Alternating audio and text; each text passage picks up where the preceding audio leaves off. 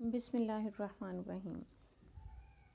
ہمارا آج کا ٹاپک ہے کامیاب جمہوریت کے لوازمات، یعنی کنڈیشنز فار سکسیسفل ڈیموکریسی۔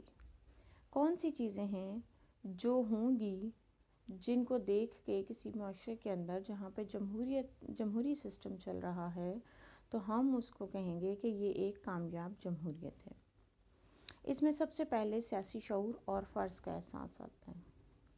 سیاسی شعور سے مراد یعنی لوگوں کو اپنی ذمہ داری کا احساس ہو، لوگوں کو پتہ ہو کہ ان کے اوپر کون سی ذمہ داری ہے، یعنی سب سے پہلے ووٹ۔ سیاسی شعور ہونا چاہیے کہ ووٹ ہم نے کس شخص کو دینا ہے اور کیوں دینا ہے،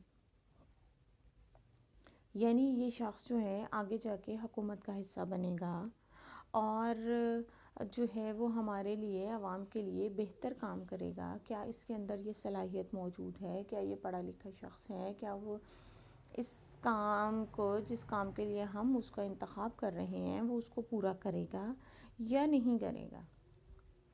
تو جب عوام یہ سوچتے ہیں اور یہ سوچ کر ووٹ دیتے ہیں کہ جتنے منتخب لوگ ان کے سامنے انتخابات کے لیے کھڑے ہوتے ہیں، 3 4 یا 5، تو ان میں سے کس کا انتخاب کیا جائے۔ جیسے ہمارے معاشرے کے اندر ہے کہ ہم نے اپنی سیاسی وابستگیوں کو دیکھتے ہیں، چاہے وہ جیسے یہ نون لیگ والے کہتے ہیں جی نواز شریف کھمبا بھی کھڑا کر دے گا تو ہم اس کو ووٹ دیں گے، تو یہ سیاسی شعور نہیں ہے، یہ جہالت ہے۔ تو سیاسی شعور ان ملکوں کے اندر ہے کہ ہم نے ووٹ کس کو دینا ہے اور کیوں دینا ہے، اس کی وجہ کیا ہے، اور کل کو ہم نے اس بندے سے جواب بھی طلب کرنا ہے۔ تو یہ ہوگا سیاسی شعور، اور فرض کا احساس ہوگا کہ یہ میرا فرض ہے کہ ہم نے اگر ووٹ دینا ہے اور وہ ہمارے ووٹ سے اس ملک کی تقدیر بدلنی ہے، اس ملک کے اندر جو ہے وہ بہتر چیزیں آئیں گی، بہتر جمہوریت ہوگی، بہتر لوگ آئیں گے، تو میں اپنا فرض جو ہے اس کو پورا کر سکوں گا۔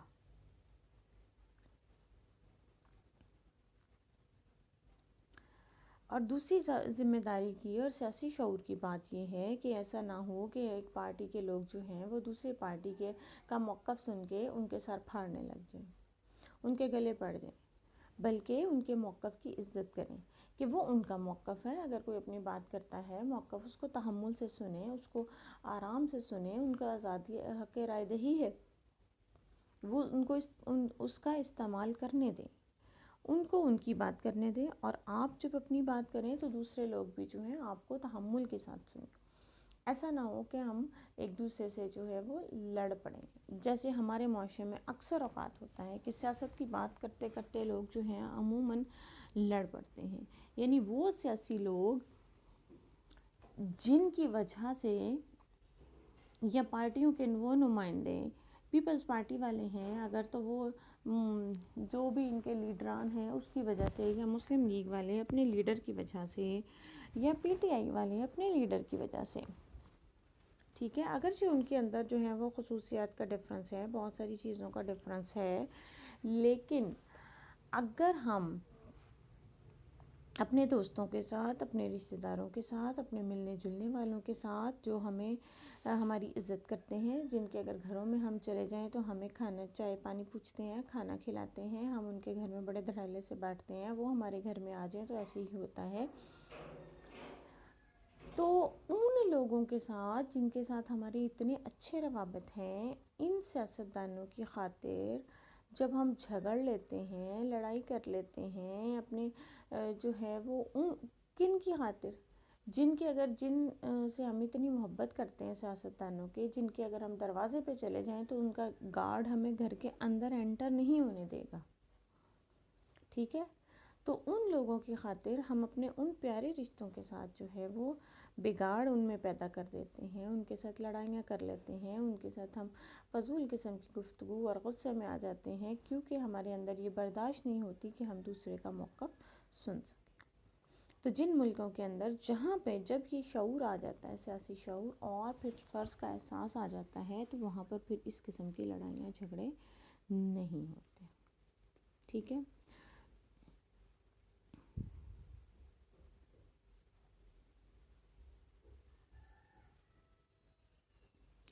اس کے بعد ہے دوسرا، یہ پوائنٹ اسی پیج پہ تھا، رواداری کا، ٹالرنس، یعنی یہ جو برداشت کرنا، جو میں نے ابھی آپ کو مثال دی، یعنی ہمیں ایک دوسرے کو برداشت کرنا ہے.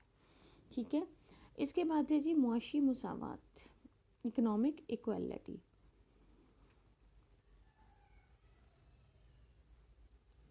سیاسی مساوات کے بغیر جو ہے وہ، یا سیاسی آزادی کے بغیر معاشی مساوات کا بے معنی شے ہو جاتی ہے.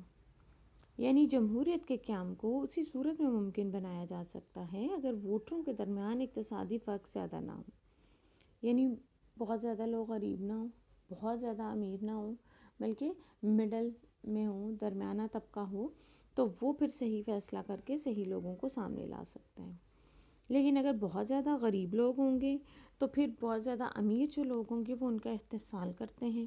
یعنی ان کو لالچ دے دیا، 2,000 تمہیں دیں گے ووٹ، تم فلاں کو دینا، 3,000 دے دیں گے، تمہارے جو ہے وہ گاؤں میں ہم بجلی پہنچا دیں گے، تو تم نے ووٹ سارے پورے کے پورے گاؤں نے جو ہے اس بندے کو دینے ہیں. تو یعنی اس طرح کی جو چیزیں ہیں پھر وہ نہیں ہوتی اگر آپ کا معاشی سسٹم ٹھیک ہوگا. یعنی اکنومیکلی اگر آپ پاورفل ہوں گے، آپ اسٹرانگ ہوں گے، لوگوں کے حالات بہتر ہوں گے، لوگ کسی کی طرف اپنے کھانے کے لیے نہیں دیکھ رہے ہوں گے، تو یقیناً پھر وہ ووٹ کا دینے کے لیے صحیح سوچ کا استعمال کریں گے، صحیح طریقہ اپنائیں گے.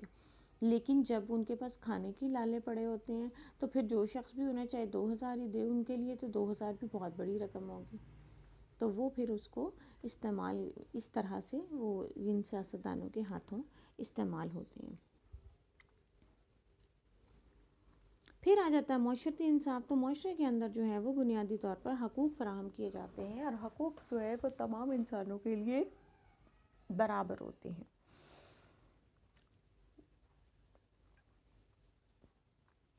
ہر انسان کو، معاشرے کے اندر رہنے والے انسان کو حق حاصل ہے کہ اس کی زندگی، اس کی جائیداد، اس کا خاندان، اس کے تحریر، اس کے علم وغیرہ جو بھی وہ کرنا چاہتا ہے، تو ان ساری چیزوں کا تحفظ حاصل ہو. یعنی جو علم وہ حاصل کرنا چاہتا ہے اس کی راہ میں رکاوٹ نہ ہو، جو جائیداد وہ خریدنا چاہتا ہے وہ اس میں مسئلہ نہ ہو.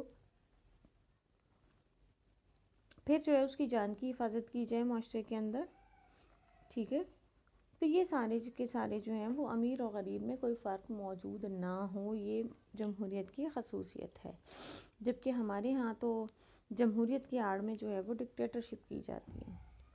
پھر عدلیہ کی آزادی اور بنیادی حقوق کی بات آتی ہے کہ independence, judiciary and basic rights. تو اگر جوڈیشری جو ہے وہ انڈیپینڈنٹ ہوگی تو وہ جو ہے عوام کے جو حقوق ہیں اس کے تحفظ کے لیے کام کر سکتی ہے. ہمارے یہاں تو جوڈیشری بھی جو ہے وہ نہ تو وہ کبھی آزاد نہیں رہی، اور جب آزاد ان کو کیا ہے تو وہ اس حد تک کھل گئے ہیں، اس حد تک کھل گئے ہیں کہ وہ اپنے کام کو، اپنی رسپانسبلٹیز کو تو وہ بھول ہی جاتے ہیں. یہ جتنے عمرہ ہیں بس انہی کو بچانے کے لیے وہ لگے رہتے ہیں. پھر آ جاتی ہے جی آزادی کی بالادستی.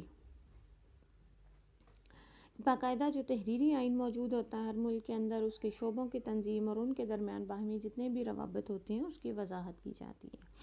تو وضاحت کہاں سے ہوتی ہے؟ وہ آئین کے ذریعے ہوگی. آئین کے اندر لکھی جاتی ہیں ہر چیز، قوانین لکھے جاتے ہیں، اس کے آگے آرٹیکل لکھے جاتے ہیں، ساری چیزیں ڈیٹیل کے ساتھ ہوتی ہیں.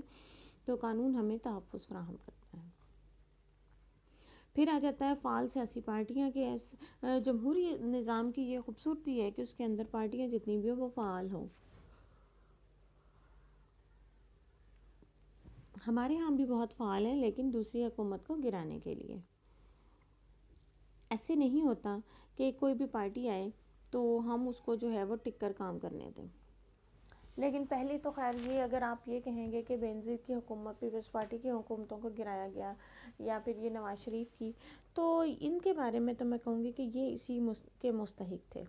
کیونکہ ان کے اب جتنا گند ان کا سامنے نکل آیا ہے، جو کتنے انہیں کرپشن کی ہے، تو اس کے بعد تو ان لوگوں کے ساتھ تو بالکل صحیح ہو، اور اسی بیسس، اسی کرپشن کی بیسس پر ہی ان کی حکومتوں کو گرایا گیا تھا. لیکن اس کے باوجود یہ بات نہیں ہے.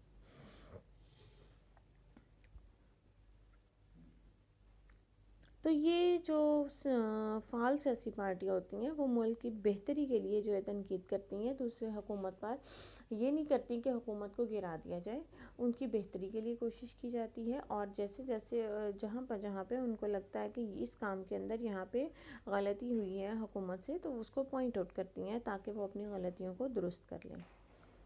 پھر آ جاتا ہے جی معیاری تعلیمی نظام تعلیم۔ تو جمہوریت جو ہے وہ جہالت کے دور میں پروان نہیں چڑھ سکتی۔ جمہوریت کی کامیابی کے لیے جن خصوصیات کی ضرورت ہے ان کی بنیاد ایک عمدہ اور معیاری نظام تعلیم کے ذریعے ہی رکھی جا سکتی ہے۔ تو تعلیم شہریوں میں نظم و ضبط اور ہماری ہمدردی، قربانی اور بے غرضی جیسی جو خصوصیات ان کو پیدا کرتے ہیں۔